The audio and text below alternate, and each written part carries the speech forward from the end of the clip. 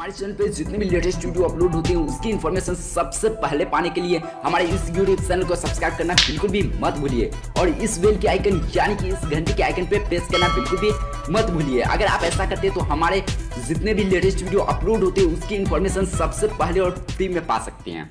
आखिर क्यों और कैसे डूबी श्री कृष्ण की बसाई द्वारिका। श्री कृष्णा ने मथुरा में जन्म लिया था और वे गोकुल में पले बड़े थे। इसके बाद उन्होंने समस्त यदुवंशियों के साथ द्वारिका बसाई और यहीं से देश भर में राज किया।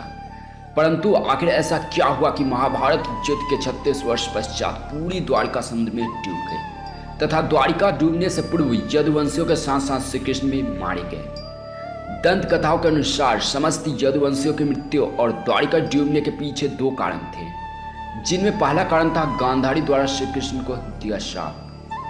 महाभारत युद्ध के अंत में युधिष्ठिर के राज तिलक के दौरान गांधारी ने कृष्ण को श्राप दिया था कि जिस तरह तुम्हारे कारण पूरा कौरव के वंश का नाश हुआ है, इसी तरह पूरे यदुवंश का नाश होगा। दूसरा कारण था ऋषियों द्वारा कृष्ण पुत्र शाम को शाप। एक बार ऋषि वाल्मीकि नारद मुनि और अन्य ऋषियों के साथ द्वारिका में भ्रमण कर रहे थे। उन्हें देख शाम ऋषियों का उपवास करने स्त्री रूप में उसके पास गया। जब ऋषियों को उनके तपोबल से ये पता लगा कि स्त्री भेष में पुरुष है, तो उन्होंने शाम को श्राप दिया कि तुम्हारे कोख में लोह मूसल उत्पन्न होगा, जिसके कारण तुम्हारे पूरे यदुवंश का नाश होगा। जब राजा उग्रसेन को यह बात पता चली तो उन्होंने उस लोह के मूसल को समुद्र में फेंकवा दिया। एक बार कृष्ण पुत्र प्रद्युम्न के मित्र सात्विकी ने वृष्णि वंशीकृत वर्मा का वध कर दिया, जिसे वृष्णि वंश सहन नहीं कर पाए और उन्होंने सहित कृष्ण के पुत्र प्रद्युम्न का भी वध कर दिया। कृष्ण को जब यह बात पता चला तो उन्होंने क्रोध में आकर जमीन से एक मुट्ठी घास उठाई, जो ऋषियों के शाप के प्रभाव से मूसल में बदल गए। उस घास को जो भी उखाड़ता वह भयंकर मूसल में बदल जाती थी। इस मूसल के एक प्रहार से ही किसी भी व्यक्ति के प्राण निकल जाते थे।